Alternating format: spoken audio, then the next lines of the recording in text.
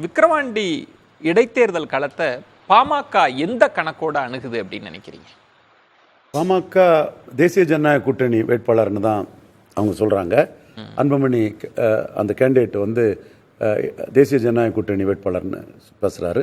தேசிய ஜனநாயக கூட்டணியில் அவங்க உறுதியா இருக்கிறாங்க. அது என்ன காரணம்? பாமகவா இறங்காம தேசிய ஜனநாயக கூட்டணின்னு சொல்வதன் மூலம் விக்கிரவாண்டியில என்ன பலன் கிடைக்கும்? நீங்க அந்த எதிர்காலம்ங்கிறதுல கேட்குறீங்க. எதிர்காலம்னு பார்த்தீங்கன்னா இன்னைக்கு திமுக கழகம் வந்து மு.க. ஸ்டாலினை முன்னிறுத்தி தான் திமுக அணி இது பண்ணாங்க. 19 ராகுலை முன்னிறுத்தி பண்ணாங்க. 39 சீட்டு அவங்க ஜெயித்திருக்காங்க. அப்போ அவங்கள தவிர மீது எல்லாருமே தோத்தவங்க தான். அப்போ ஸ்பெசிஃபிக்காக இந்த ஒரு பார்ட்டியை மட்டும் நம்ம எதிர்காலம்னு கேட்க வேண்டிய அவசியம் இல்லை. எனிவே அவங்க வந்து இடைத்தேர்தலை பொறுத்தளவில் ராணிப்பேட்டையிலையும் பெண்ணகரத்திலையும் வந்து அவங்க சாதிச்சிருக்காங்க. ஸோ ஒரு தோல்விக்கு பிறகு ராணிப்பேட்டையில் சாதிச்சிருக்கிறாங்க.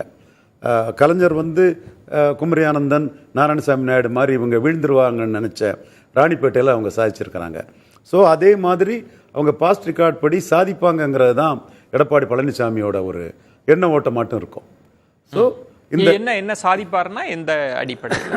அதாவது அவங்க 17% வாக்கு தான் அந்த விக்கிரவாண்டி செக்மெண்ட்ல விழுப்புரம் பார்லிமெண்ட்டுக்குள்ள எடுத்திருக்கிறாங்க. அதிமுக 36 வரை எடுத்திருக்கிறாங்க. ஆனால் இடைத்தேர்தல்னு வரும்போது அதிமுக ஓட்டு டிசிபேட் ஆகி இவங்க வந்து ஒரு 40% வன்னியர் சமுதாயம் அடர்த்தியாக உள்ள ஒரு இடம்.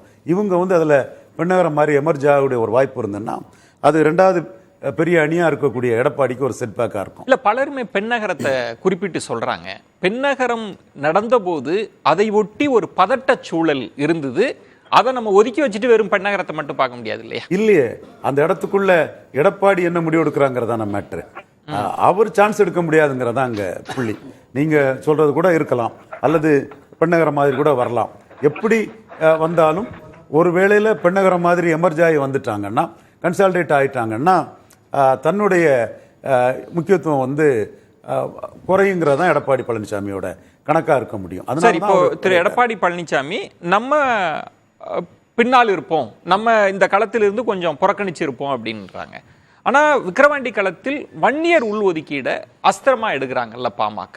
அவங்க அதை தான் எடுப்பாங்க. எதுக்காக அதை எடுக்கிறாங்க? அவங்க ஃபோல்ஸா நிற்கணும்னா அதுதான் அவங்க வன்னியர் சங்கம் தான் பாட்டாளி மக்களுக்கு மாறிச்சு.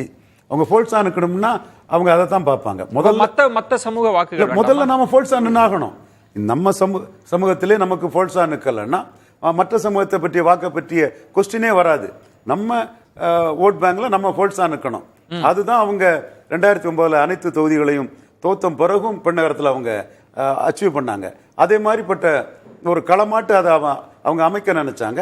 ஸோ அதிமுக அப்படி ஒரு சாதனையை படைச்சாங்கன்னா ஏடிஎம்கேக்கோட ரெப்புடேஷன் குறையுன்னு அவங்க விலகிட்டாங்க. அதுதான் நான் அதிமுகவோட விலகலுக்கு காரணம் நான் பார்க்குறேன். அப்போ பாமக 2வது இடத்துக்கு வந்துரும் அப்படின்ற எண்ணம் தான் அதிமுக பின்னால் போகிறதுக்கு காரணம். அதுக்கான வாய்ப்புகள் இருக்குது.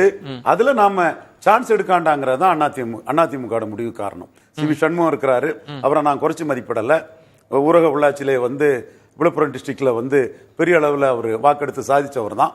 ஸோ அவர் போன்ற ஒரு ஆர்கனைசர் இருந்தும் இன்கேஸ் இவங்க இந்த சென்டிமெண்டல் கம்யூனிட்டி வந்து டாக்டர் ராமதாஸ் திண்ணை பிரச்சாரத்தில் கன்சால்டேட் ஆகி இங்க இருந்த ஓட்டு அங்கே டிசிபேட் ஆயிட்டுன்னா it will tell upon ADMK. ஆனா வன்னியர் உள் ஒதுக்கீடு 10.5% அப்படின்றது 2024 தேர்தல் முடிவை ஒட்டி பார்க்கிற போது அதிமுகவுக்கு பலனை தானே கொடுத்துருக்கு. அதிமுக நின்றுக்க முடியுமே.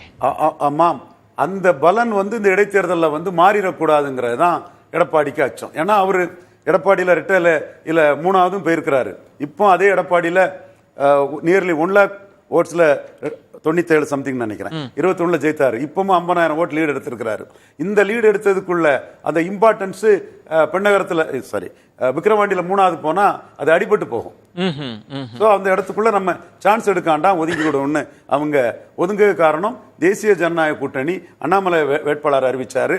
அப்படிப்பட்ட இன்னைக்கு தேசிய ஜனநாயக கூட்டணிக்கும் அதிமுகவுக்கும் 5% வாக்கு தான். அதிமுக அணிக்கும் 5% வாக்கு தான் டிஃபரன்ஸ். 2வது இடத்துல இப்போ அதிமுக புறக்கணித்ததன் மூலம் பாஜக அணி பலப்பட்டு தானே இருக்கும். அதுல என்ன அவங்களுக்கு பலன் கிடைக்க முடியும்? நாளை அவங்க என்ன சொல்லுவாங்க, எங்களுக்கு நாங்க 2வது இடத்துக்கு வந்துட்டோம், நாங்க 25%, 30% இல்ல வெற்றி பெற்றுட்டோம் அப்படின்னு சொன்னாங்கன்னா அது அதிமுகவுக்கு எந்த வகையில பலத்துல அதிமுகவும் நின்று அதிமுக 3ஆவது போச்சுன்னா அவங்களுக்கு பெரிய அவமானம், அடி. அதுல இருந்து அவங்க தவிர்த்துக்கிட்டாங்க. நான் போயிரும்னு உடனே சொல்ல வரல. அப்படி ஒரு வாய்ப்பு வந்துருமோங்கிற அச்சத்துல சான்ஸ் எடுக்காண்டான்னு ஒதுங்கிட்டாங்க.